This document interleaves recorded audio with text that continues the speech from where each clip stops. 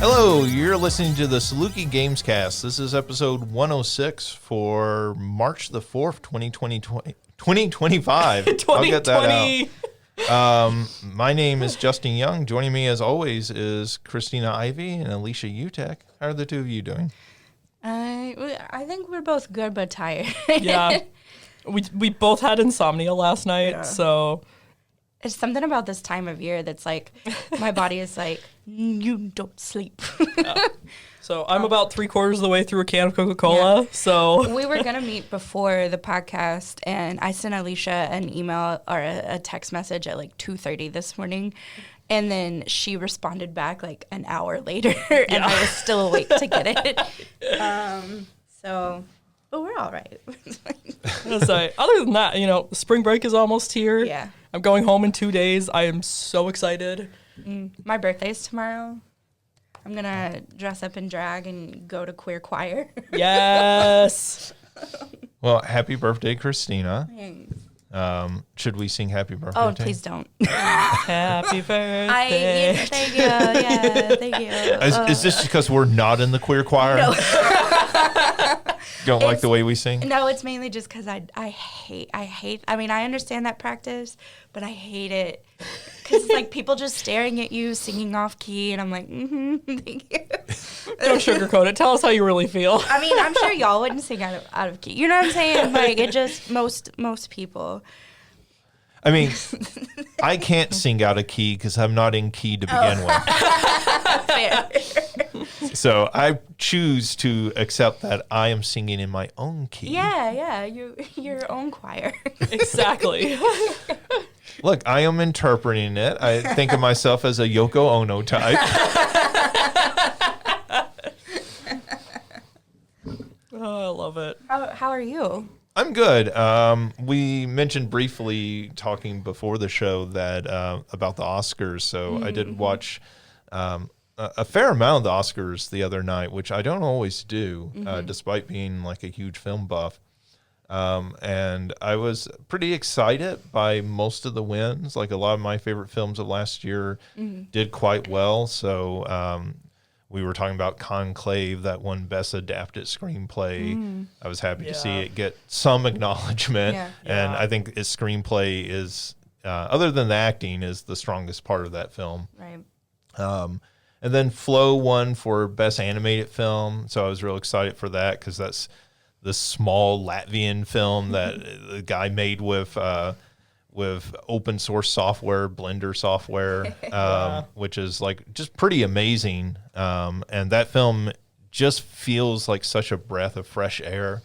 Well, isn't there, I was saying I haven't watched it yet, but isn't there like, there's no dialogue? It's all just animal sounds and nature sounds. And yeah, so there's no dialogue in the entire film. And there's some fun things about the animal sounds that I won't go into now, but like how they produce some of those. But it's a really just beautiful film. And the other film that was competing directly against it that seemed most likely to win if it did not was The Wild Robot, which is also a fantastic animated film. And then Anora won Best Picture and won just about everything else, it felt like. And that's just an amazing film, a really fun comedy.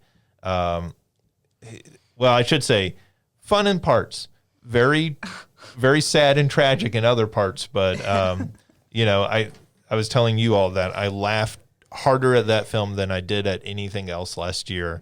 At points, I was in tears. I was laughing so hard at it. It feels like the most screwball comedy at times.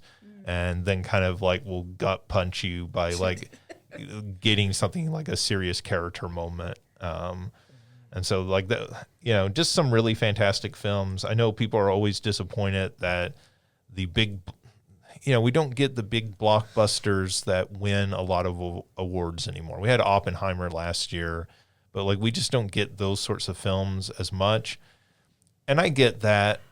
But I also think like films like Anora and Conclave are like fantastic movies that most audiences would really enjoy if they gave them a chance. I like when the little movies win. Like Oppenheimer was very hard for me to get through, to be honest.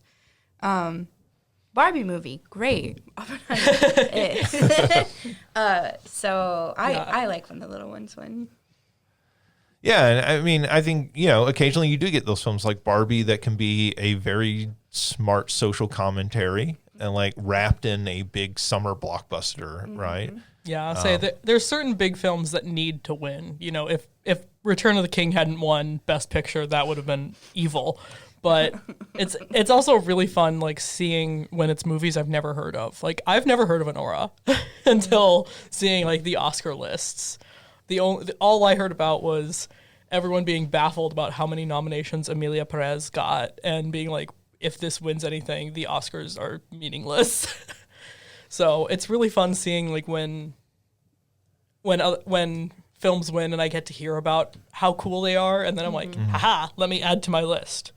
Because I've said before and I'll say again, I'm terrible at watching TV shows, but I love watching movies. Oh, and I'm just the opposite. I'm like neck deep right now in Severance and Yellow Jackets and a bunch of, like, all my good shows are on right now. I just finished the new Dexter that was about when he was younger. Yeah. But I'm terrible at watching movies. How do you like the third season of Yellow Jackets? Because I haven't started it yet. Oh, it's real good. Is it? Like, I was not a huge fan of the second season. I was Same. like, the third season makes up for it. Okay. The twist that it have is very similar to the twists that were in the first season. And it's like for me, like, Pirates of the Caribbean, the first one was good, the third one was good, the second one felt like we have to do this in order to get to the third one. That's how the seasons felt like to me. Oh, It's okay. kind of the Indiana Jones problem too. I've never watched Indiana Jones. What? I know. Indiana Jones, the odd numbers are great. The even numbers are... Yeah. So, Yellow Jackets, highly recommend. Severance, highly recommend. Yeah, I had the same reaction to Yellow Jackets. I really liked that first season. Then that second season felt like they didn't have thing really to do, and they were like treading water. Yeah. Like, To me, it didn't make sense to have a second season. I was like, well, why? And then when the plot didn't do anything, I felt validated. And then when they were like the third season, I was like, really? What are you going to do? And now I'm like, oh. yeah. Okay. Yeah, because it very much that first season felt like a complete story. They could have wrapped it up with another episode or two. Yep. So, okay, that makes me more interested to watch. Like, as a matter of fact, I got a text right when the episode came out from somebody that I've been watching it with, and they were like, have you seen the latest one? I'm like, no, I'm too behind. And they're like, okay, well, text me as soon as you watch it. So I texted them at like 1:30 last night. And then this morning I woke up to a text that was like, I know, right? So it's one of those, and we're only like 4 episodes in. So. Yeah. All right, cool. All right, well, that does it for our random movie and television talk. Before we change the premise of this podcast. So why don't we move into what you've been playing? Alicia, what have you been playing? Still not a lot. I've still been going feral over Pokemon TCG Pocket. I think the Arceus deck is the Arceus packs have a lot of really good cards that I'm really enjoying, like rebuilding my decks and incorporating those in. And the other thing, I went back and picked up again Pokemon Cafe Remix, which I have not played for probably over a year now. So it's been a minute since I've talked about it, obviously, because I haven't played it in a long time, but it's a mobile game where you run a Pokemon Cafe and you're like you're connecting the different icons to make different dishes and whatever. And it's very chill, which is nice, because a lot of the other mobile games I've been playing lately have been like, okay, you have 3 minutes to do all the things. And this is like, you have this many turns to do all the things, which is a lot more relaxing and a lot more calm. So that's kind of the whole setup of that game, right? It's supposed to be very chill, laid back experience. Yeah. And I definitely, part of why I had stopped playing a year or so ago is because they there was so much on like the 1 minute cooking stuff going on and the, doing things like that were more, and I had beaten all of the normal levels like 4 times over. So I was just out of content.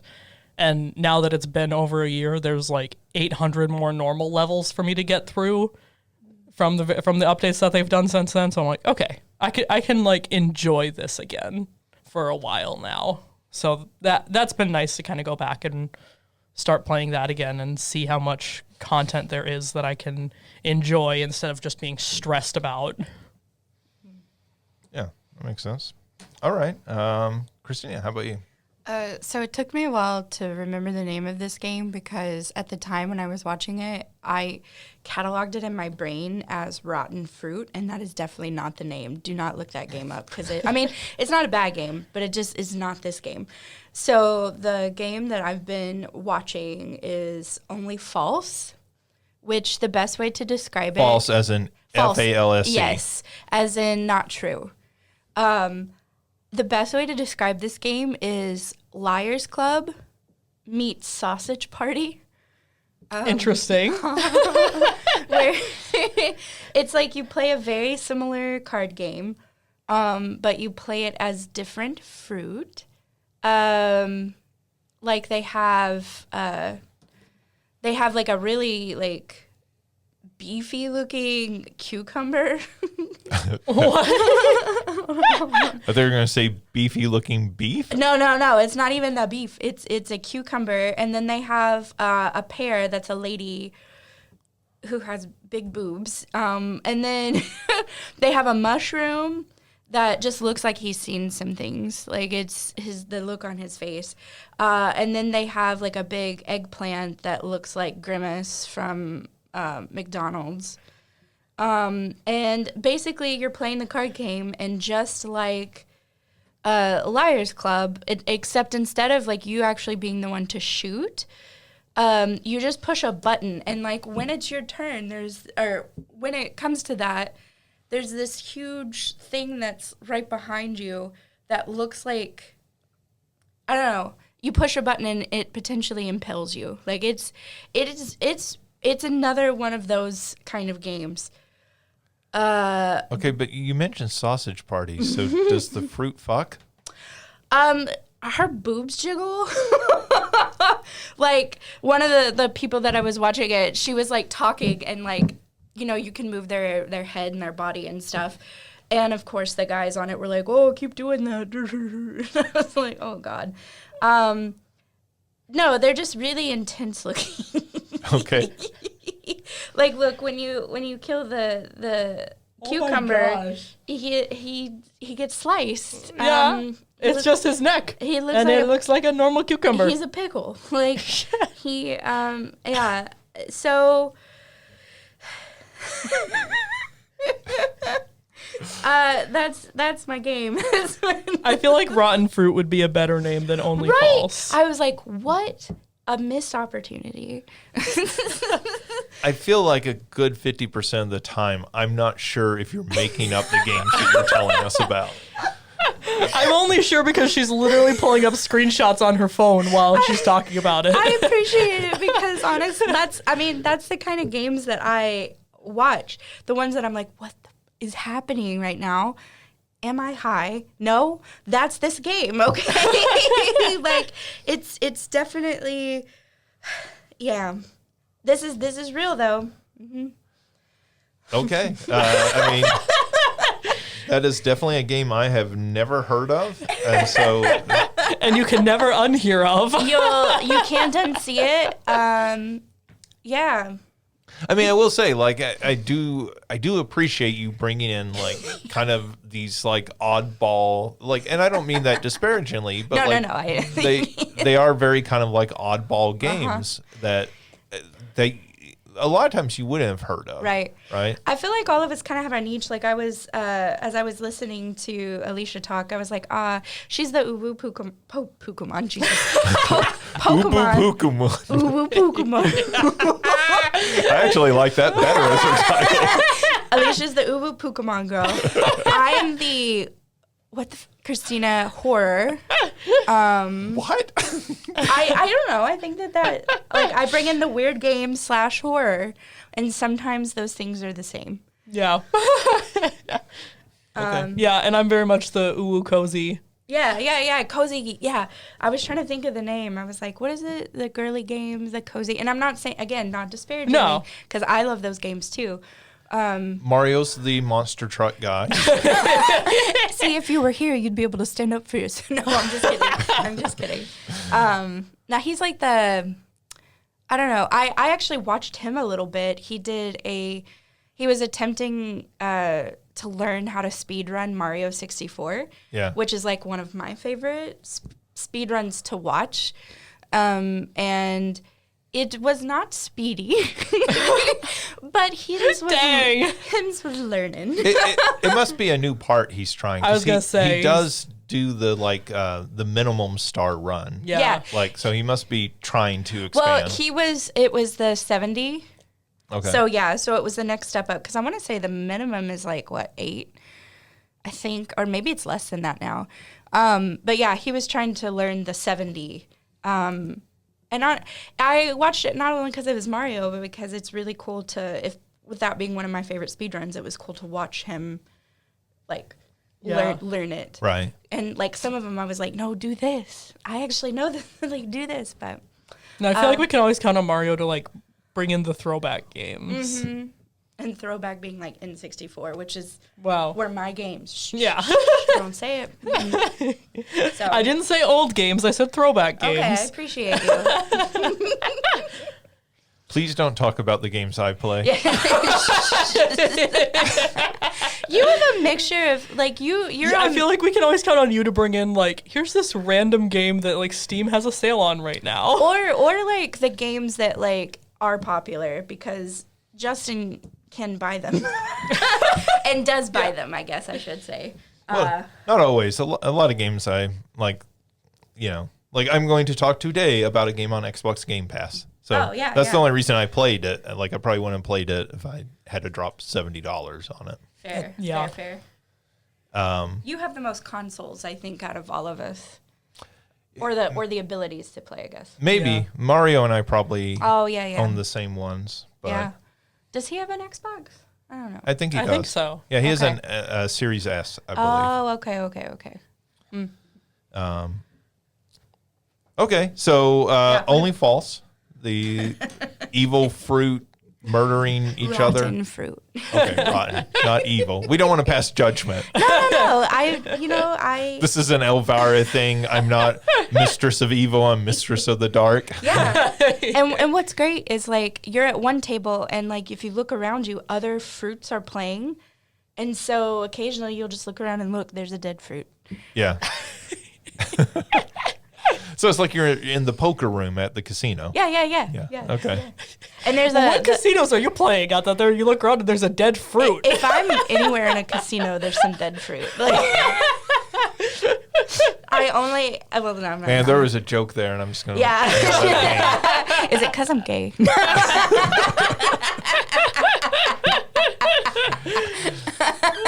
I didn't say that.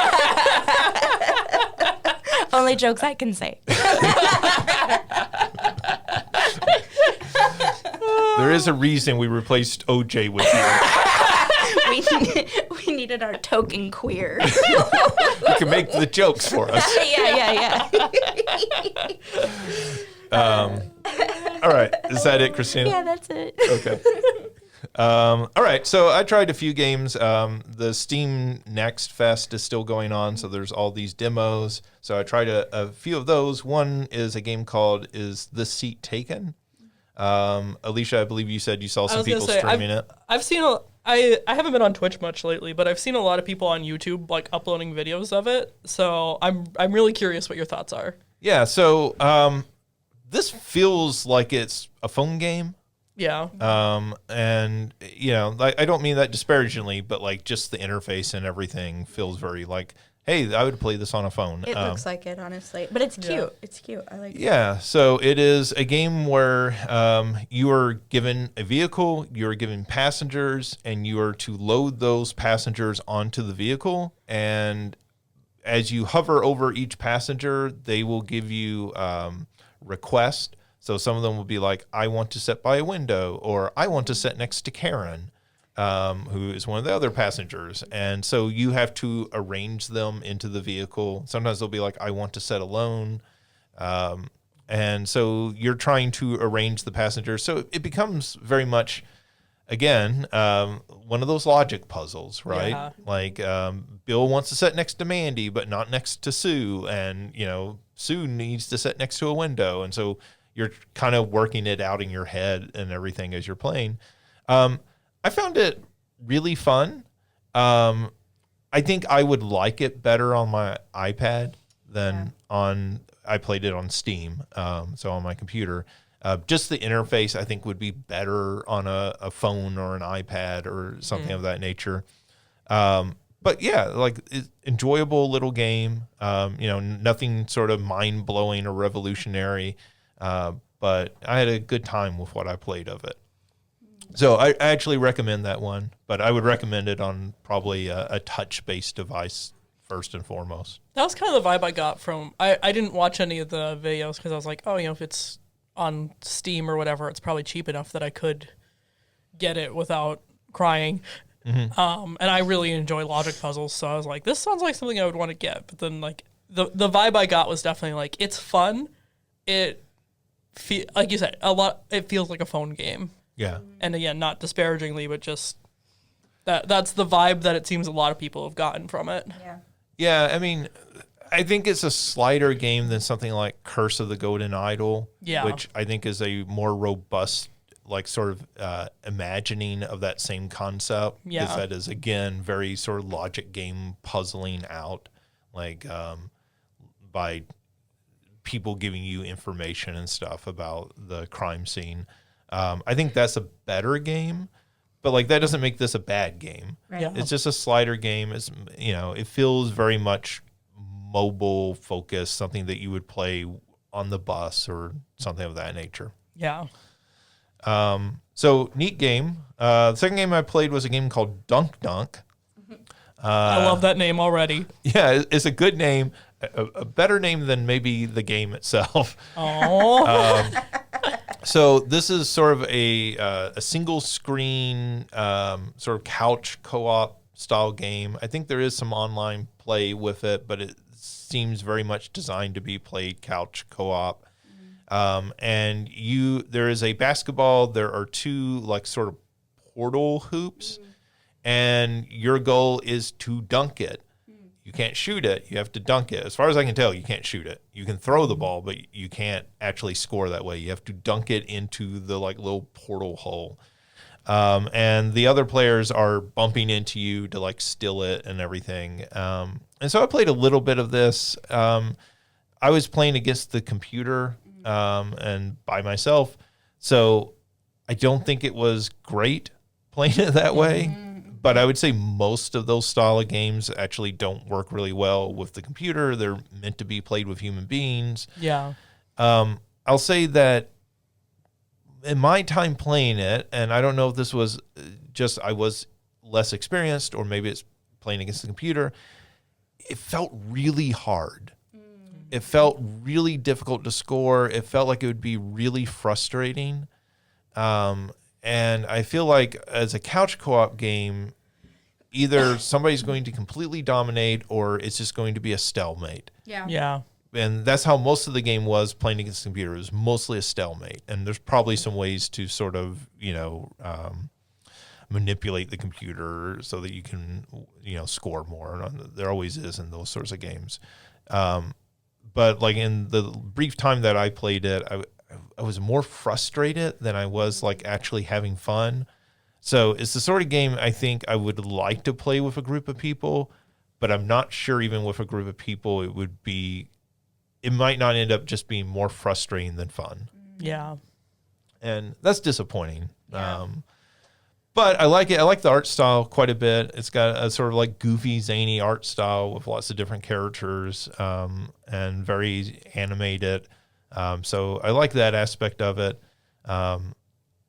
maybe you should be able to shoot the ball. Like maybe just turn it into a 2D side view basketball game essentially. I don't know. I'm very like sort of mixed on this one because I think it has potential, but it's just not quite there yet for me. And the last game that I played a very small amount of Avowed. Avowed is the new big Xbox role-playing game.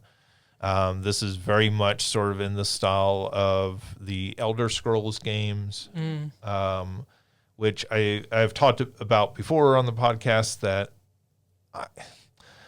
I'm always more an admirer of the Elder Scrolls games than I am actually a fan of them. Yeah. Like I will start them, I will be really into them, and then I fall off at some point. Yeah. I feel like those games they're almost so open world and so like non-prescriptive of what to do and where to go that it's very easy to just get meandering and sort of like lose the thread as you're playing through them. And I understand some people love those games. I'm not bashing the games, people. I feel like anytime you say a bad word about Skyrim, there's going to be people like coming out of the woods for you. Send your hate mail to justin.young@siu.edu. But like, I feel like this is a more curated experience. It feels like a smaller world. It feels like that world has been hand designed more than I feel like maybe like by the time we got to Skyrim, Skyrim was the one where they were like generating the caves and dungeons, right? And so this feels much more hand curated. And for that reason, I'm actually enjoying it more so far. And I'm very early on, but like so far, I just feel like I'm just having fun with it. I don't think it is as deep with some of the mechanics and everything, some of the systems that similar type games in this genre have been. But for me, that's actually like a good thing. Yeah. Like, this feels much more, I don't want to say arcadey because it's not arcadey, but it feels like it's at least throwing more of a bone to those sorts of people than some of those other games have. And I think that's all to its benefit. Yeah. And so somebody like me is playing it and going, yeah, I don't want to be in submenus for hours on end. Yeah. That's not fun to me. It's great that it is for some people, not for me. Yeah. And this game feels like it's allowing me to just focus more on the play, and the world that I'm playing in is much more interesting. Cool. So this got mixed reviews so far, but like so far I'm really enjoying it, and I'm going to continue playing it. Nice. Which is, I guess, the biggest recommendation I can get for it. Yeah. That is on Game Pass, by the way. I think I mentioned that, but that is the sort of like $70 piece of software if you buy it. But if you have Game Pass, you can play it free on Xbox or PC. Nice. And I am playing it on PC.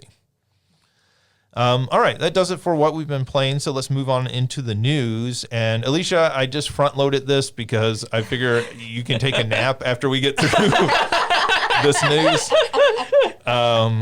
So there was a Pokemon Presents last week. This was for Pokemon Day. Yeah. And so they had some big announcements. I'm going to run through these real quick, and then I'll let you talk about the ones that you really want to talk about. Because I'm not sure if you want to talk about all these or not. But they did announce Pokemon Champions. This is coming for Switch and mobile. This is a sort of return to a stadium style, like one-on-one battling game. But it's not a stadium game. There's a reason they don't title it Pokemon Stadium 3. It doesn't have any of the mini games or the expansive stuff. This is more of kind of a stripped down, just battle your Pokemon. That was my favorite part of Stadium. That has been the feedback from a lot of people. Yup. And they announced Pokemon Legends ZA. Well, they didn't announce it, but they showed off more of it. Or Pokemon Legends ZA, which is my preferred pronunciation of it. I think it's officially Z2A, which is just, it's weird.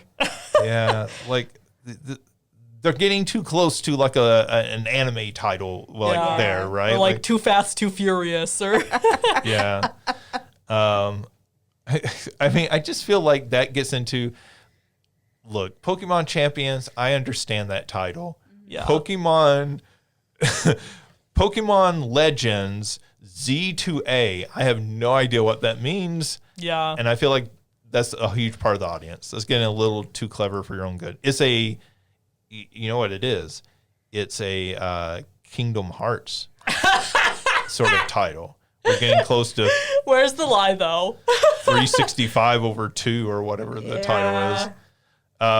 Anyways, they showed off some gameplay, more expansive gameplay than they've ever shown off for this before, which sort of confirms that the majority of the game is set in this city environment, which I think a lot of people have said it seems pretty clearly probably done because the Switch hardware with the last Legends game struggled a little with the sort of wide open vistas and everything.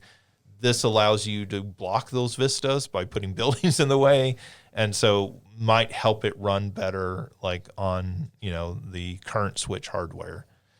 For Pokemon TCG Pocket, they kind of showed off the Triumphant Light expansion that launched the last day of February, so that is already out.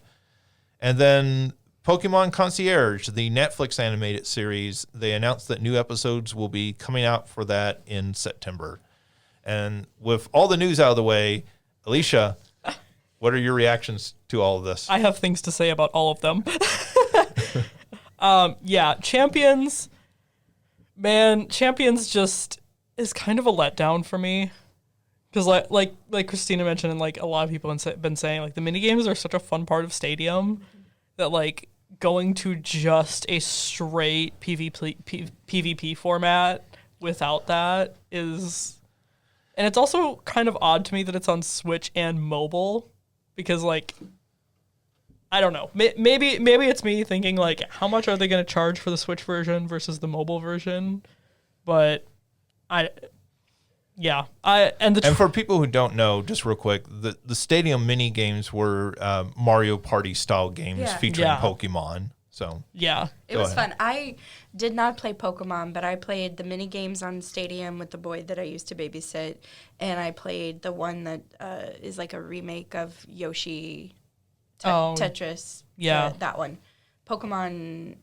I don't remember what it is. I know what one you're talking about, but yeah. It's like Pokemon Battle Guidance sort of game. kind of. Well, I'm thinking Tetris Battle Guidance. Tetris Attack, that was the name of it. Yeah. It was like when they couldn't use Yoshi anymore for that. That's what they did. Right. Yeah.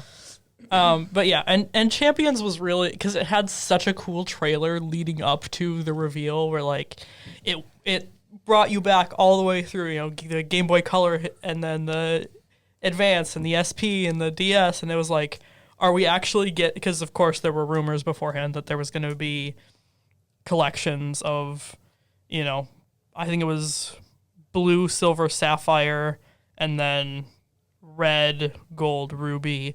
And so like I saw the trailer go, start off with the Game Boy Color, and I was like, are we actually getting these collections? Like, am I going to cry? And then it's like, oh, no, it's just PvP. And if I'm understanding the trailer correctly, you don't even catch the Pokemon, so I don't know. No, I think you're importing them from Pokemon Home. Yeah, that could be. Yeah. I haven't watched Wolfie Glick is a top tier, multi-time world champion for the mainline games PvP, and he has a video out about like why Pokemon Champions is going to change the franchise forever. And I haven't watched that video yet because I'm still just like sad. You're like, let me mourn first, and then I'll embrace it. Yeah, but I'm like, I don't know, that it just seems boring. And for such an exciting trailer, I was really well, and to take that premise of Pokemon Stadium, right? Which if they had released a full Pokemon Stadium 3, oh my gosh, I would have loved it. There would have been a big pop in the community. Yeah. And so to release something that's like very stripped down, I can see the disappointment for a lot of people with that. Yeah. Yeah. As Legends Z2A, ZA, ZA. ZA, It's still unclear, honestly. Pokemon Pizza, I'd play that game. I would play Pokemon Pizza. 10 out of 10. Squirtle is back there cooking my pizza. I would play that, absolutely. Charmander is like, and there's the pizza. Bulbasaur is the waiter. It's not a wood-fired pizza. It's a Charmander-fired pizza. Pikachu's the host. Charmander is the chef. Yeah. Oh, I think Mr. Mime is the host. Oh, yeah. He's seating people. Him and who is the one that looks like a lady? Because those two... Jinx. They kind of creep me out. They're like... they creep everyone out. It's too They should. Uncanny Valley. There's a YouTube channel that I watch that is one of my favorite YouTube channels called Delicious James, and they have a running gag that's been going for like 3 years now about like Mr. Mime would be the best tasting Pokemon to like cook and eat. No. And I'm like, why? Why do you keep doing this to us every time? I digress. Yeah. Legend ZA is I don't know. The thing that's really weird to me and weird to a lot of people is like we finally got the official reveal of the 3 starters, and it's Totodile, Chikorita, and Tepig. So it's 2 Johto starters and 1 Unova starter in a game set in Kalos, which is just very odd. It does look like it's going to do some really fun, Legends Arceus did a lot to like make the battles feel more like you're involved in them. You have to dodge some of the attacks and all that. And it looks like it's continuing to like expand on that. So that looks really cool. Excited for the potential of more mega evolutions, because that's something that, we've been asking for a comeback since the Kalos games, because it was a really cool idea. So excited for that. But definitely, I never played the Kalos games because I've never had a 3DS, and that's what X and Y were on.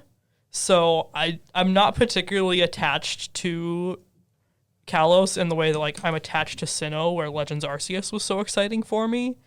But I am definitely still intrigued. I'm still looking forward to this. I think it's going to be a good game. I don't know that it's going to be a phenomenal game, but I am excited for it.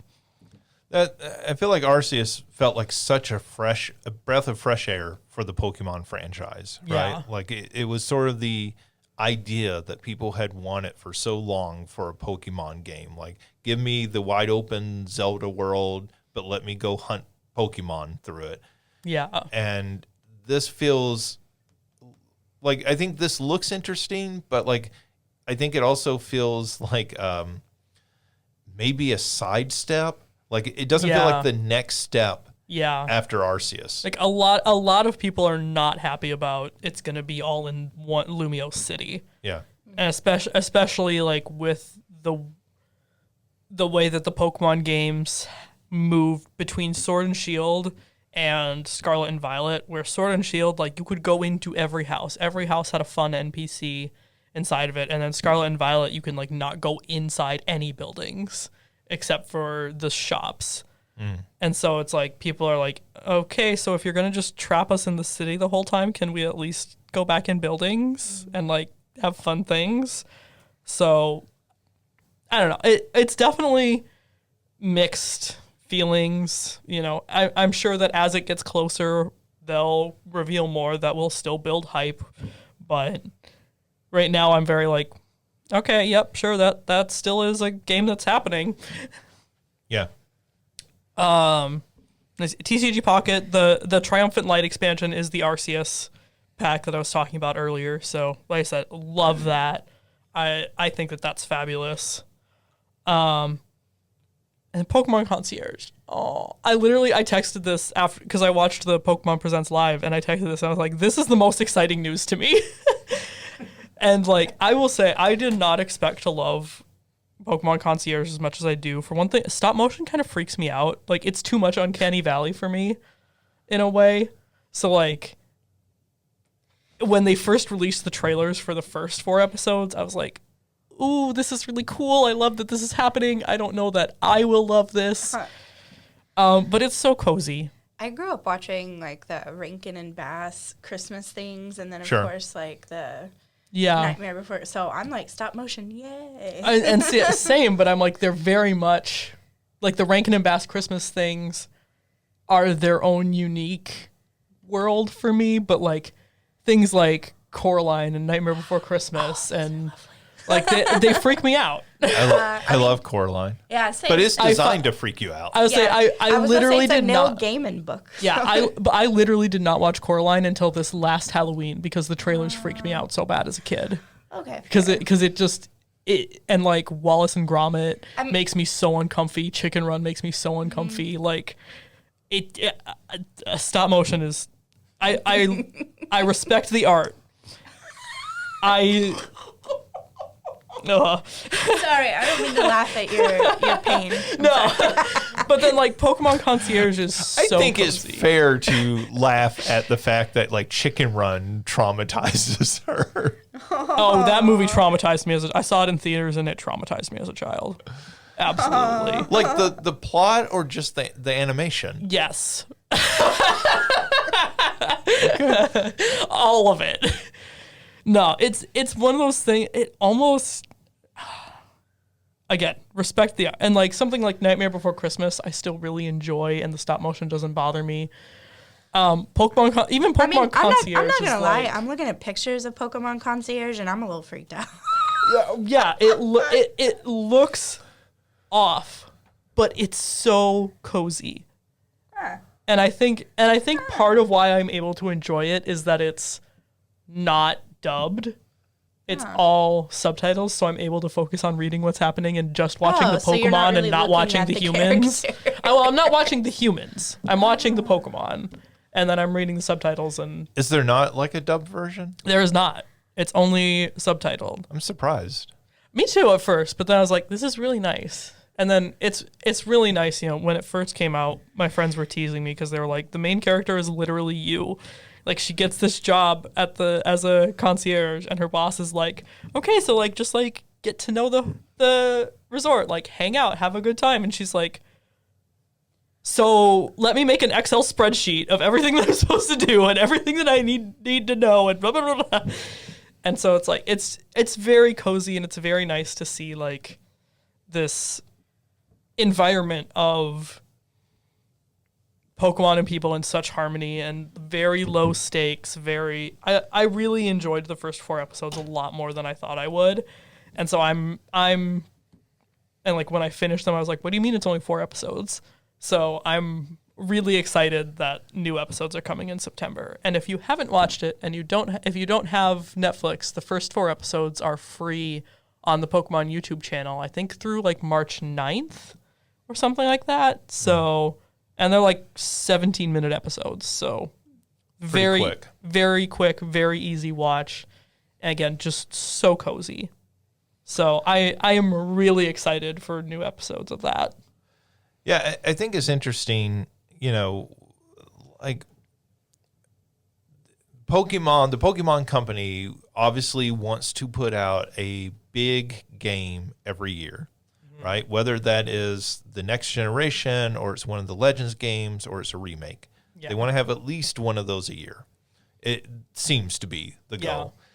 And then it seems clear that they want to expand the sort of Pokemon universe with these other games, right? But like Pokemon is such a distinct style of play, right? Like it becomes like this challenge of, okay, well, how do we expand this? So they've tried to do a lot of these sort of more cozy games, right? Because of the like cuteness appeal of the Pokemon and everything. And I think it's kind of interesting to watch and see which of those like land and which of those do not. So like something like Pokemon Concierge, like let's do a cartoon series that isn't about trying to be the best in the world. And is there a market for this, right? And is such a departure from the series in terms of the visuals. Right, yeah. Like it's because I feel like Pokemon is one of those things that has such an aesthetic. It does, yeah. I watch a lot of those YouTubes that are like draw in 10 different styles kind of thing. And Pokemon is often a style all on its own. Yeah. So it's like getting to see, and when And this was a conversation when Detective Pikachu first came out too, like how the aesthetic was very different. Yeah. And then like getting to see that still really succeed. And here the aesthetic is so different because, again, we've talked a lot over the last 105 episodes about like how much we miss stylized things in media, whether that's games, whether that's TV shows, whatever. And so it's really cool.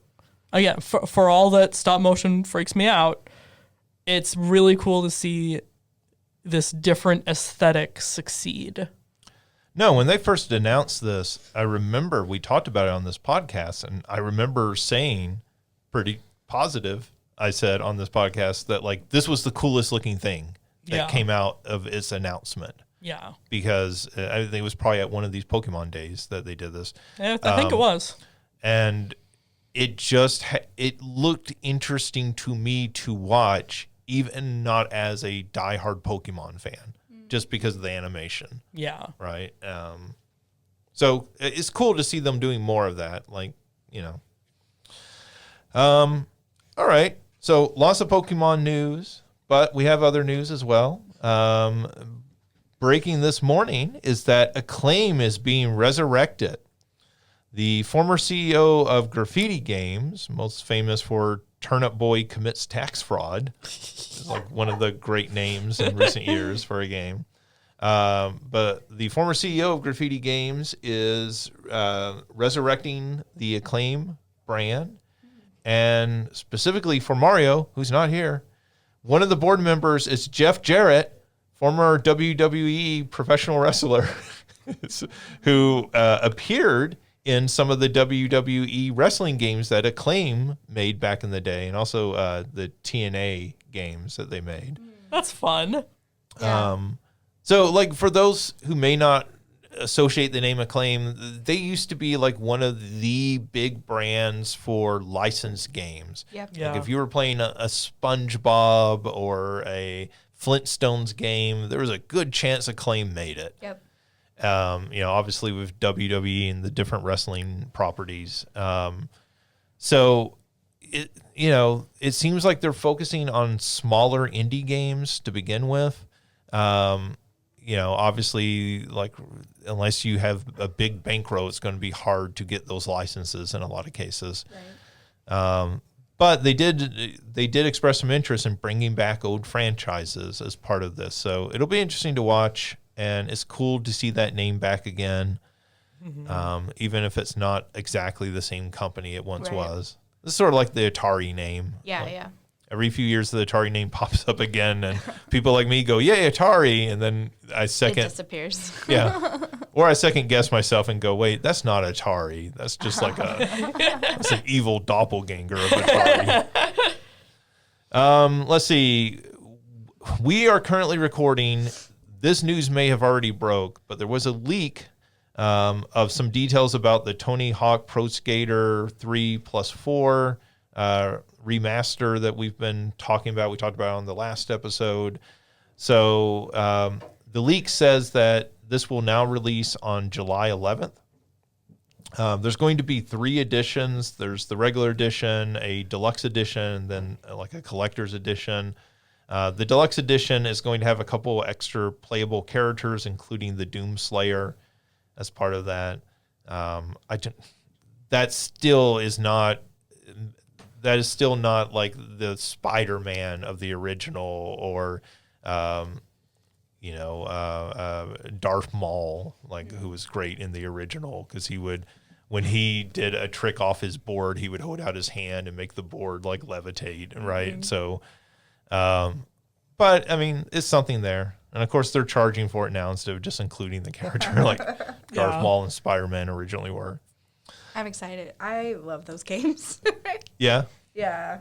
that first remaster collection of 1+2 is fantastic. That's like great. And of course we talked about that sold better than any previous Tony Hawk game. Mm-hmm. So, this news, there may be more details as of now as we're recording this, but because we're live doing this, we don't know. I guess I can look in a few minutes. I should have looked while Alicia was talking about Pokemon. Since I was not needed for part of that. No. No, that means he was engaging. Yeah. Alicia. But that he should have looked means he wished he hadn't. No, I It just means that he would have had time because you were taking care of things. You were talking us through the Pokemon. most of the time I am hosting this podcast. That was an opportunity for me to not talk for a few minutes, which is actually good. Yeah, what he said. Let's see. Monster Hunter Wilds was released, and it sold 8 million copies in 3 days. It's crazy. It is the fastest selling Capcom title ever, and at one point had 1.4 million concurrent players on Steam, which is the 5th highest total of all time. Which is like the folks that I usually watch who I think would play this, I haven't seen it. So it's crazy that it's sold so well already. That is wild. Uh-huh. I love to see it. It's wild. Monster Hunter Wild. Yeah. But So, since the two of you were mocking me, like the two of you talking right now has given me a chance to check. And I didn't mock you. I stood up for you. Tony Hawk's official social media account says the waiting is the hardest part. Details coming soon. 50 minutes ago, and it's a reveal of the logo for Tony Hawk's Pro Skater 3 and 4. That's great. Oh, okay. Here's some more. It is announced for July 11th, and it is coming to Game Pass, Xbox Game Pass Ultimate. Not a surprise. Yeah. Xbox owns Activision, but it is coming to other platforms, right? Yeah. And I didn't mock you. Yeah. Justin is taking no crap from us today. Not today. No. It is coming. It is coming to PlayStation 5 and 4. So I think the 4 is maybe a little bit of surprise. Yeah. But, they definitely want to put that out on Switch, right? Yeah, So for sure. you would make a version. You would, and Switch 2 conceivably could be out by that time. So, you could see that as being a launch Switch 2 title. Yeah. A version of that. And I would imagine that would sell very well on Switch 2. Yeah. As well as the original Switch. It absolutely would. That 8 million copies, we talk a lot about how many copies a game sells, right? And we talk about these big games like Dragon Age, right? Like we were talking about how it did 1.5 million copies, and the Final Fantasy remake was like 3.5 million copies. And those are big games, big franchises with a lot of marketing push behind them. I think that's why I mentioned that I haven't seen anyone playing it, because you would think with this many sales, it would be something that like Twitch would feature. At least, a few people. Or right. Again, I watch enough people on both Twitch and YouTube that play a wide variety of games that I'm surprised I haven't seen this. So, I mean, there's something positive about that, right? Like to see big games like that actually selling well. Yeah. Because there certainly has been lots of sort of negative news about games just not selling. This is such a bizarre story. This may be the most bizarre story I've seen in a long time, and not for the initial reason. So let's first talk about the initial thing. So Activision put out on their social media an image for a game called Guitar Hero Mobile, which pretty quickly people were like, hey, this is an AI created image. It looks like AI. And you can look at images and tell when they're AI created in a lot of cases. Yeah. I'm not going to say every case. I'm not going to say somebody couldn't potentially fool me, but it's very similar to like looking at writing and knowing that it's AI. Right. Yeah. And so people pointed that out. Activision came out and said, yeah, okay, you got us, guys. And of course we talked about that there has been the revelation that they used it in the most recent Call of Duty game. They used some AI. They finally came out and like, yeah, okay, you caught us. So it seems like hand in the cookie jar. Yeah, like every couple of weeks we're getting one of these stories about Activision. But here's the really weird part about this story: there is no Guitar Hero Mobile. They're putting this image out there, in order to gauge interest in a game called Guitar Hero Mobile that they might make if they get enough of a social media response. That makes me so mad. Same. So they've apparently been doing this for 3 games: Guitar Hero Mobile, Call of Duty Zombie Defender, which I'm going to guess is going to be a tire defense game, and Crash Bandicoot Brawl. So all 3 of these games have had images apparently on social media from Activision. None of these are real games. Some of them apparently link to an App Store looking page. And when people click to install the game, it apparently pops up a text that says, hey, we're not quite there ready for you to download this yet, but would you take this survey about your interest in the game? That's so frustrating. That's so scummy. And this is Activision owned by Microsoft. Yeah. This isn't old Activision. You can't blame Bobby Kotick for this. It's like, you know what, focus groups. This is what focus groups are for. Like, you do this and you're just going to piss off a bunch of people. Yeah. Like, I would kill for another Guitar Hero game. Like, I miss Guitar Hero. That's intense. And so when you, like, mock me with this... I wasn't even thinking of it that way until you said it. You know, it's less intense than some of the thoughts that ran through my head before I said that. But Really? Interesting. Okay, now that's disturbing. Right? You okay, buddy? No. No, I'm not. I will murder somebody. Calm down, buddy. Hero. No, it could be more intense. Let me tell you. Well, like, what's more intense than murdering somebody? Like genocide? I was gonna go like, you know, I would like sell my left kidney for a new Guitar Hero or something like that. I don't know if that's less intense than murdering another person. Yeah. I mean, if you're like, I would take out my kidney and put it on. Like, if you were I was gonna be like, I would chop off my left arm, or you know. Ugh. Then how would you play Guitar Hero? I'm right-handed. But no. You make it work. Make it work. No. I mean, this is a very like sadomasochistic relationship you have with Guitar Hero. If you're not hurting someone else, you're hurting yourself. I mean, I like Guitar Hero, but my band is currently on tour in Rock Band. We Break for Mustaches. I'm currently on tour. You can't do that with one hand.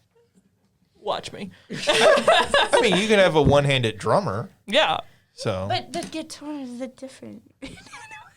You make it work. I mean, Anyway. there's blind guitarist. Yeah. So. But they still have buttons. Regardless.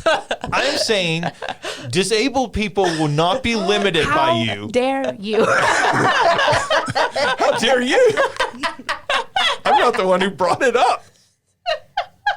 Oh my God. Regardless. Jeff Healey would not let his blindness stop him from being the coolest guitarist in the world. I'm aware. And the drummer of Def Leppard does a great job with one arm. I understand I it. guarantee you there are guitars made for one-armed people. Christina over here like bashing Jim Abbott. You can't pitch in the major leagues with one arm. Different. I wish y'all could see the gesture she's doing of like her hands just like coming down on the table, like fingers No, first. he was a pitcher, not a piano player. Right. Exactly. You can play piano with one hand. Yeah. I've seen it done. Would you like a shovel, Christina, to keep digging this hole? I am not digging a hole. No, you've already hit rock bottom. Where's Mario? Are you looking to deflect to Mario? Yes. Because he's not taking your side on this one. He would have fun with it. He would just sit there and smile. Then he would let us all like stop laughing and then chime in with another thing. Oh man. Regardless, I love Guitar Hero. So. And I think we're all upset with this. Yeah. Mocking me with an ad for a game that you're not even like, we're going to make this. It's a we might make this. Is so scummy. I had like a what would you do for a Klondike bar kind of thing going through my head. What would Alicia do for a Guitar Hero game? Unseemly things. Worse than murder. Worse than murder. Oh, man. What would Alicia do for a Klondike bar? I would do more for a new Guitar Hero than I would for a Klondike bar. Well, that's... I don't know. I'm kind of hungry. Yeah. I mean, not saying that a Klondike bar doesn't sound great, but I could get a Klondike bar a lot easier than I can get a new Guitar Hero. I mean, there's a Saturday Night Live skit of that where they're asking people like, "What would you do for a Klondike bar?" And it increasingly gets like more insane, like what they're asking them to do. Well, it's funny because when you get a Klondike bar, I always get the one that's like, break out into a show tunes at the gym. And I'm like, bro, I would do that anyways. Like, I don't need a Klondike bar as motivation for that. You're not asking nerdy enough people. Yeah.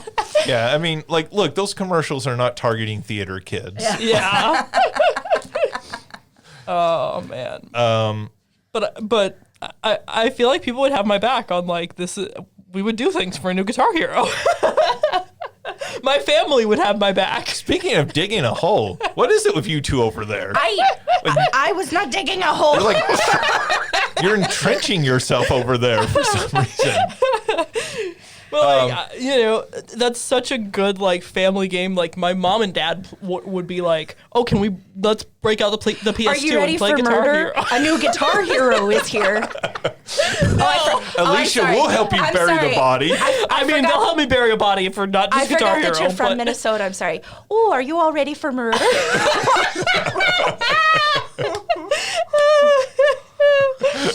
Don't you want to kill someone? Don't you know? Oh, yeah. Where's the controller? Oh, man. Oh, man. It's just Fargo, isn't it? All this to say, don't mock me with a Guitar Hero that maybe will happen, Activision. Activision, listen. Alicia is out in the wild. If you want... Listen, I'm not going to say Luigi, even though this is a video game podcast, but you know what I'm talking about. Don't do this to us. I'm just kidding. I'm just kidding. Like, I feel like it's more Waluigi than Luigi. Yeah, fair. I think the thing that's really weird about this, to get back onto the actual Thank topic, you. I think the thing that's really weird about it is now that they're owned by Microsoft, right? Like, why not just do this in a traditional way? Why not just go on your social media platform and say, hey, we're going to showcase 5 games over the next week. Yeah. And we want to see your interest in these games. These games aren't in production, but like they're games we're thinking about making. Yeah. Maybe. Yeah. It sounds like all 3 of these would be mobile games. Yeah. Right. So like, which one of these like are you most excited about? And I think that sort of transparency with players is actually kind of endearing and exciting. Oh my gosh, yeah. Well, like if you just were honest from the get-go, yeah, I'm here for it. Behavior does that with Dead by Daylight potential characters and puts like a list of different franchises or different horror icons, things like that. That's how we know that we may be getting something from Jurassic Park soon. Mm-hmm. Probably to tie into the film. Uh-huh. I know. Alicia's giving me a look. Imagine raptors are terrifying. They are, but okay. And they have alien, and so like the body shape of things could easily be a raptor.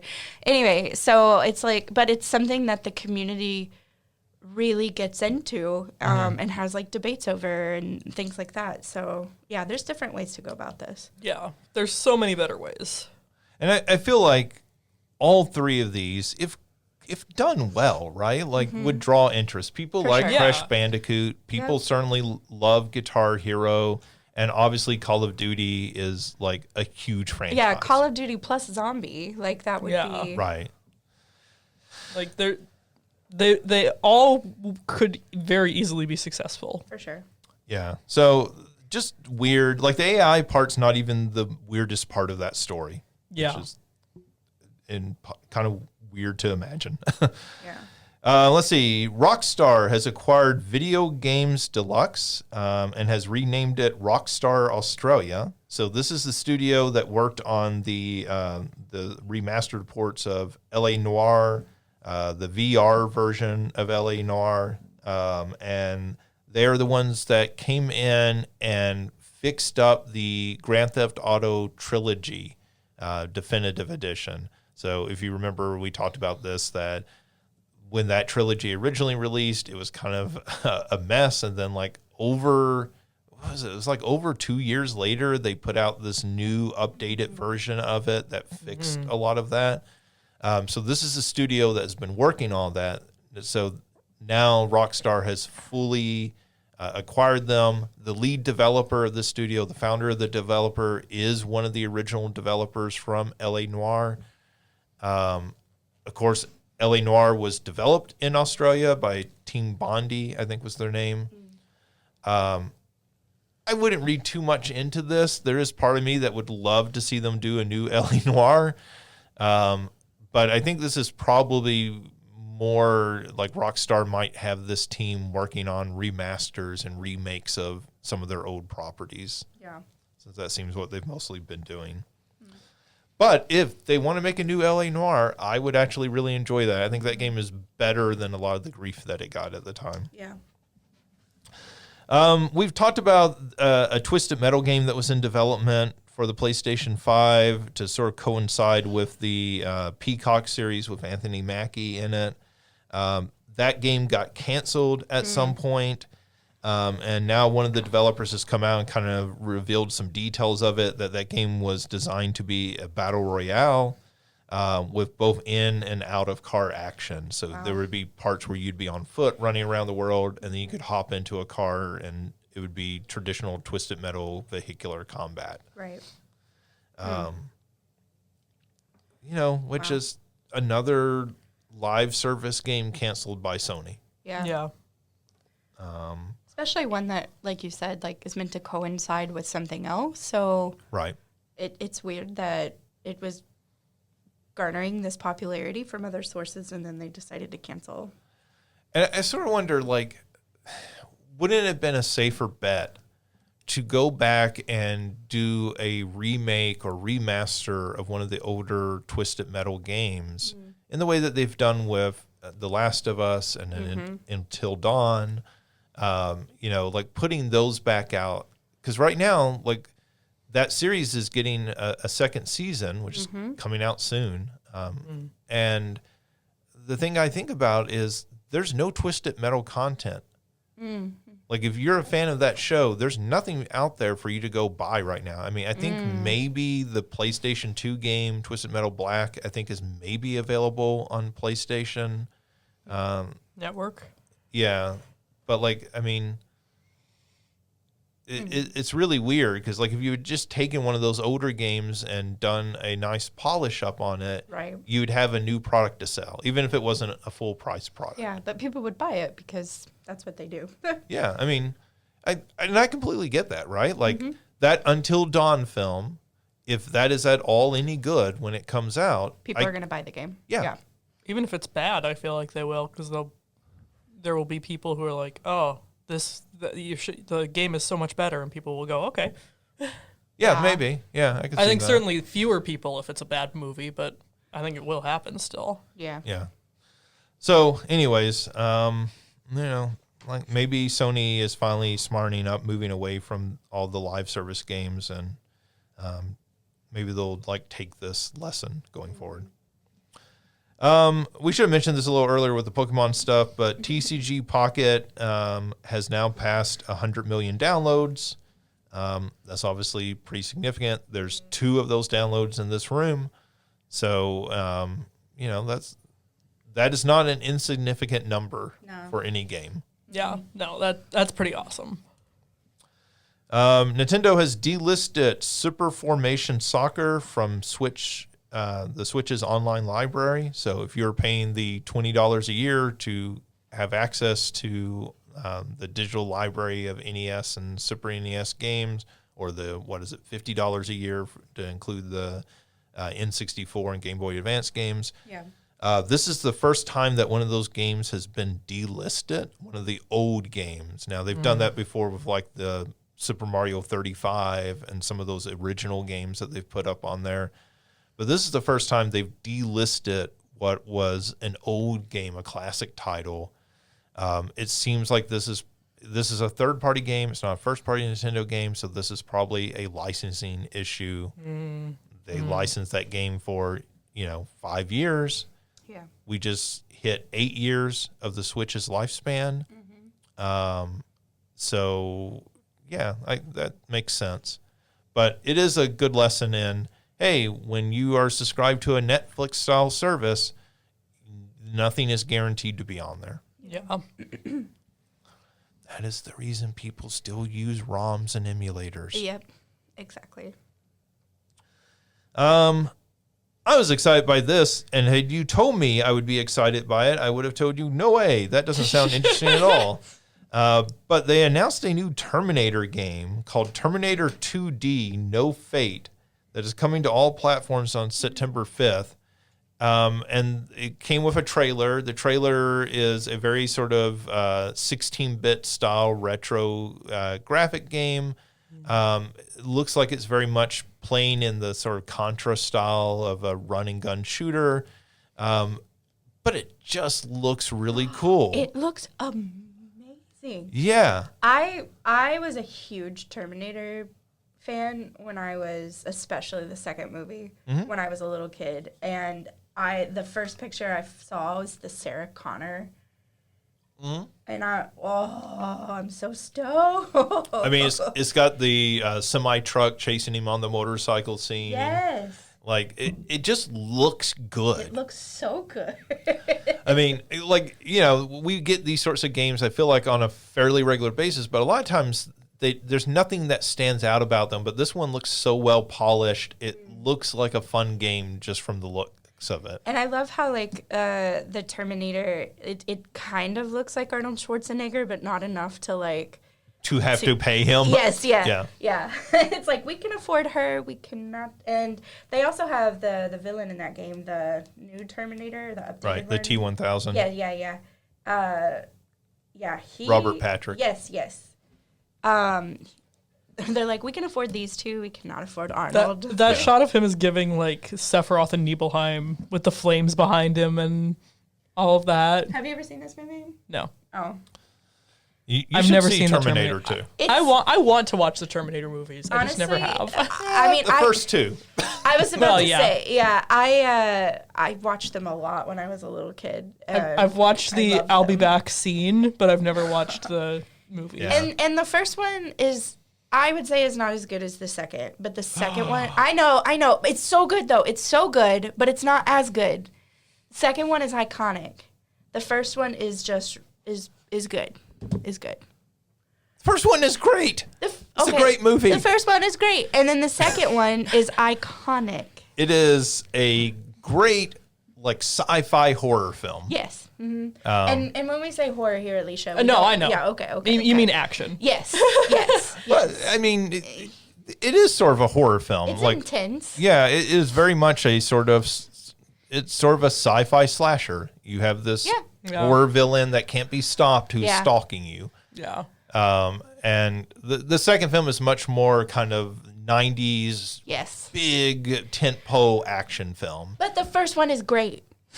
I'm not mocking. I really am. I really do love both of them. No, and they are movies that have been on my list forever and just are like, one of these days I'm going to remember that, I'm going to be like, what movie should I watch? Terminator. Oh, I'll watch Terminator this 1 and time. 2.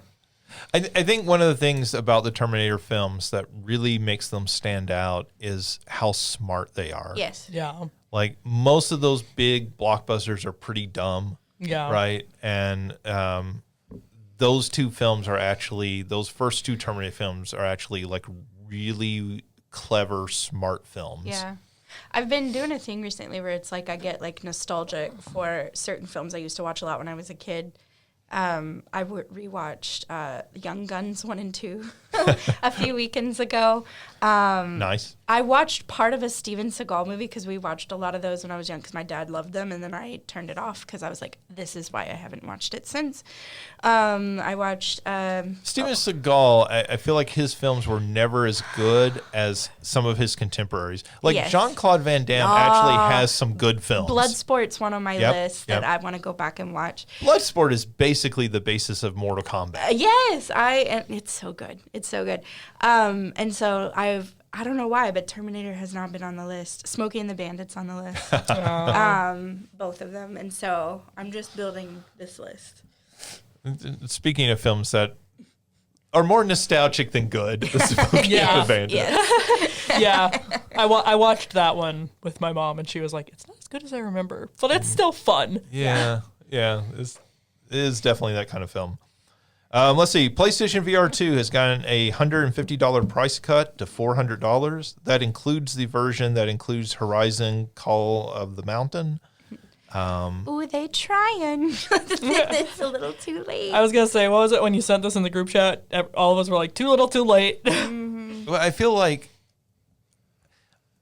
this feels more like we're trying to clear out the stock. Yes. Yeah. Mm-hmm. Like more than this feels like we're actually trying to do something with this. Yeah. Like I feel like they know it's too late. This is never going to be a thing. Yep. So I would just warn anybody who's thinking about picking one of these up that be very aware that the software that's out there now is very likely, if not the only, almost the only software that will get released for this thing. Stop trying to make PlayStation VR 2 happen. It's not going to happen. Yeah, I mean, if you want a VR headset now, get the Meta Quest 3. Mm-hmm. That's what yep. That is where the software is going right now. Let's see. More than 40% of U.S. Xbox and PlayStation 5 playtime in the last month was spent on 10 live service games. Dang.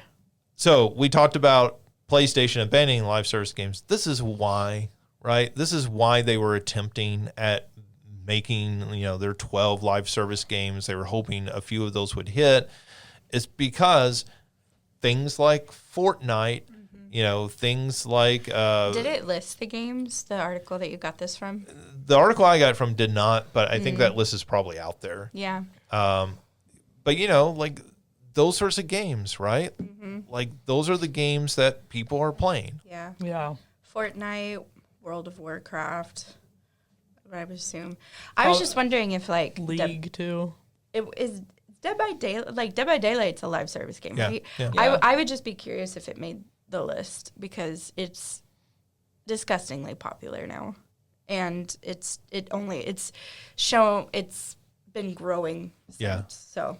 Well, I mean, I think the issue with these games, right, and we've talked about it, like nobody's mad that people are playing Fortnite. Yeah. I think the concern is if 40% of the video game market is playing these games.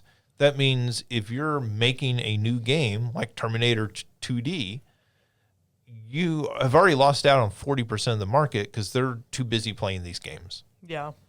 Right? And again, that's not a criticism of the people playing them or even the people who made them, but like it is somewhat challenging for the industry to make new games, particularly, right? Terminator 2D is a small budget game by the looks of it. Mm-hmm. But if you're going to make the next Final Fantasy 7, right, where they're spending a budget that's over $100 million making that game. That's a hard gamble, right, when 40% of the potential market is already preoccupied with a free-to-play game. Yeah. Mm-hmm. So I did find some of the games. Okay, cool.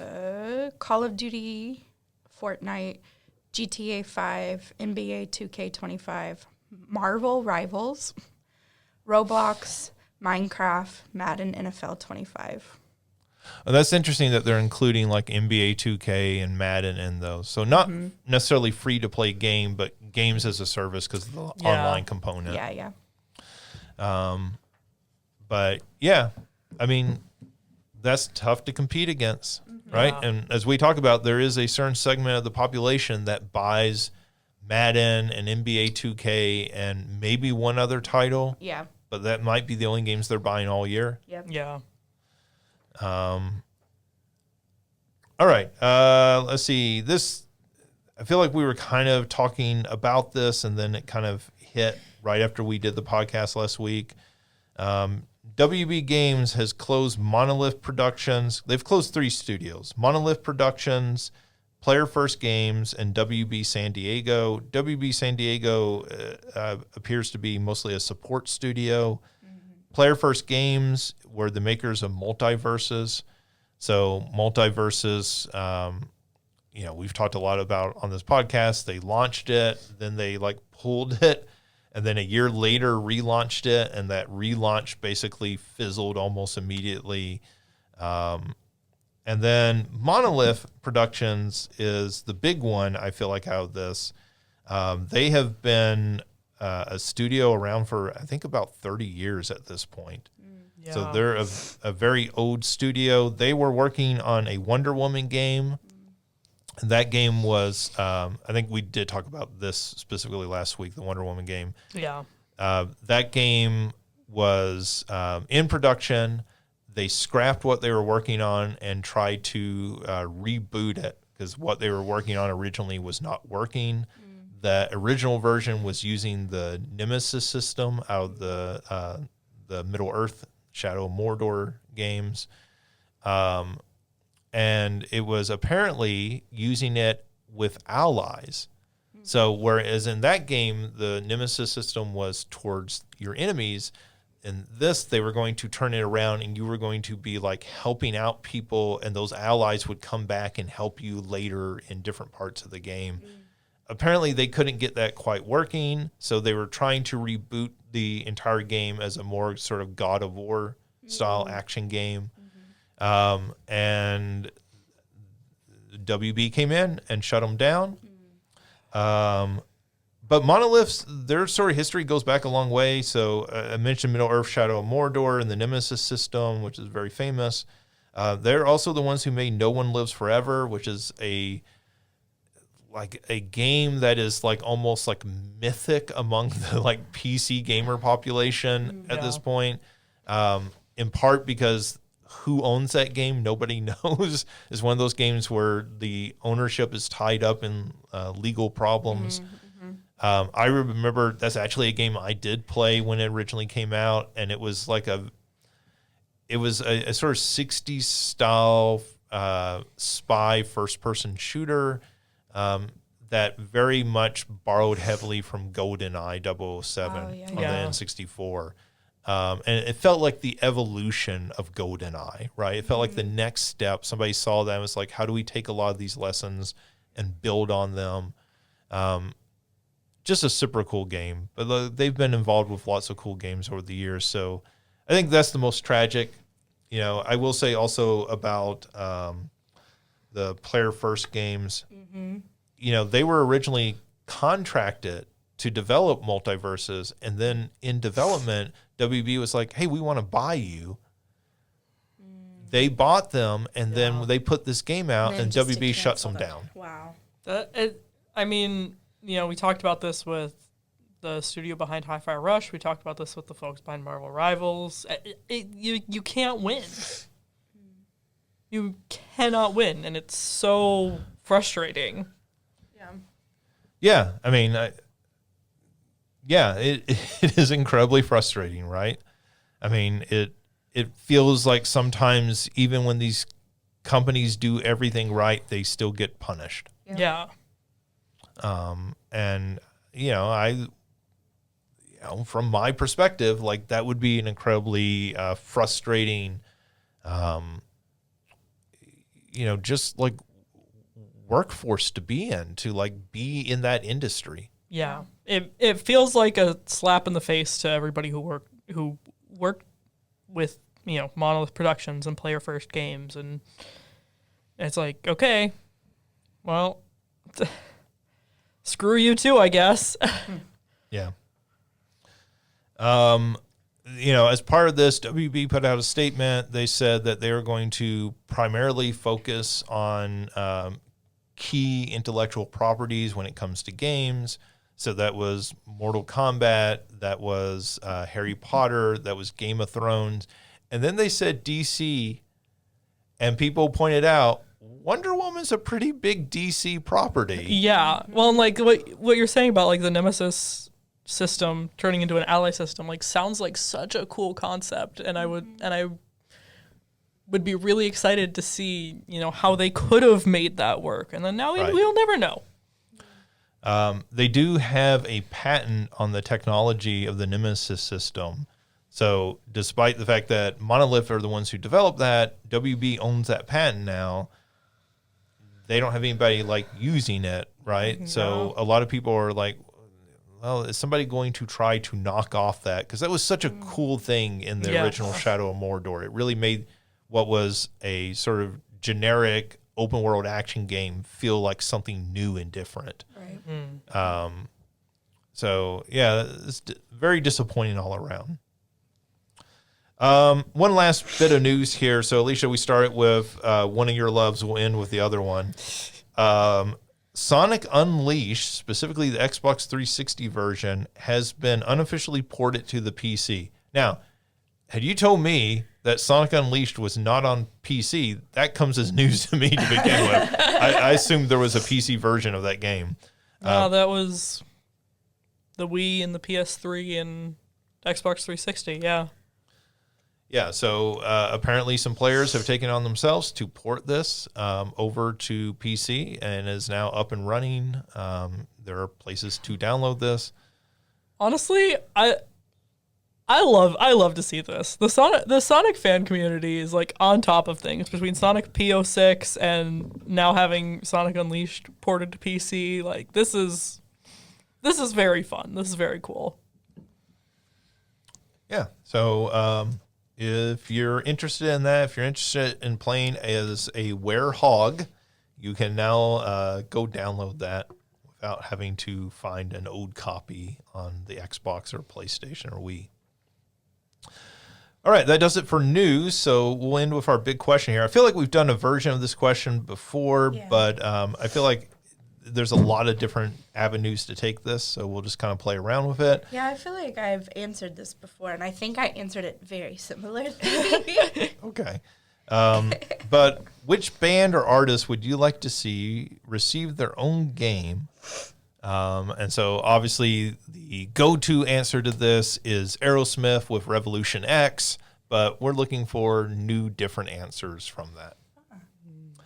So, Christina, you said you have an answer, so why don't we start with you? So I have actually three, because there's three different. So selfishly, I would want St. Vincent. No one else would buy this game, and that would be fine with me, because I love St. Vincent. St. Vincent, a big gamer herself. Mm-hmm. She is my favorite. And then I think the one that makes the most sense is the Gorillas, just because, I don't know, it kind of lends itself to this, which I found out their lead singer was used to be in a screamo band, and it was a band I used to listen to, and I was like, oh my god, yeah, that is the same voice. And then the one that makes... How can you tell? How can you tell? It just, the tenor sounds of the like voice. his voice. Yeah, no, it does. The neurodivergent audio processing. I'm like, yeah, that's the same voice, even though, yeah. And then the one that I think that would happen is Taylor Swift. Oh, yeah. I would not purchase that one, but there would be a lot of preteen girls who and Uwu Pokemon. Oh man. Yeah, I mean, a Taylor Swift game. I feel like there was a time when that definitely would have happened. Yeah. And nowadays. For the eras. Well, yeah, I mean, but I mean, in this modern age, I feel like we don't get these tie-in games as much. We're not getting Michael Jackson's Moonwalker. Yeah. And, she is definitely of that level of popularity. You could see a game being made. All right, Alicia? So selfishly, I want Linkin Park, or I want the emo holy trinity of My Chemical Romance, Fall Out Boy, and Panic at the Disco. In terms of that hardcore music, emo. It hurt my emo soul Because you're right. It's considered the Holy Trinity. Yeah. But that is the Holy Trinity of emo. Sorry, not sorry. But I think where I could actually see it happening and where I think it would be really fun would be if Sega did this with Crush 40. Because like that is the one thing you can always count on from Sonic games is the music quality. Oh, okay. I was like, I've never heard of them. Yeah, they're particularly early thousands Sonic games were all Crush 40. And like Johnny Gioli is still really Sonic Adventure 1 and 2. Yeah. The music you've heard from those. Okay, Yeah. cool. Sonic Hero, and like Johnny Gioli has done he did like he did a fan song for the 30th anniversary, and so like all of this stuff where like I feel like they would be really down for that. And I feel like it would be so fun because that's again, even like a game like Sonic 06, which is a horrible game and broken as all get out, has incredible music. Mm-hmm. So it's like I feel like it would be really fun to see just like all of that come together in a Crush 40 video game. So here's my question. As a game, that sounds very meta because you are making a game of a band who makes music for video games. So is it a game about them making the soundtrack for a new Sonic game? Maybe it would be like, have y'all played the game that's like Beats and... what is the name of it? Beats and something. And it's basically a game about music. And then you're this little like... It's like a puzzle game where you're this little like square. So it Shapes and Beats? Shapes and Beats. Yeah. With that music. I've never heard of this. I'm not surprised. It's not like the most popular game, but it's like a little puzzle game that is honestly mostly about the music. Right. And there's some really cool visual stuff too. But Yeah. I think it would be fun to go meta with that. I think that it would be really fun to see like, okay, it's the 40th anniversary or whatever, and we're getting Crush 40 back together because they haven't done the Sonic music since I think 06 was the last big one that was Crush 40, and then Sega started pivoting to like Bowling for Soup did Sonic Colors, and like 1OK Rock and Kellen Quinn did Frontiers and all that. So like it would be really fun to see like something kind of meta of like Crush 40 getting the band back together and do it, revisiting the old songs, doing the newer songs, making something new again. Yeah, it'd be interesting. That would be interesting to, like have the original. Have original Johnny Gioli and Jun Sano and. Right. So what I was going to say is have the original Sonic games, like the 8-bit or the 16-bit games, and then into the 3D games, and like have you like sort of jumping like through time, like Sonic Generation style, with the music sort of changing with it and everything. Yeah. That could be fun. Mm-hmm. Fun way to do that. So I went for a very easy answer here, and I said Pink Floyd. So like you could just make a video game of The Wall. Yeah.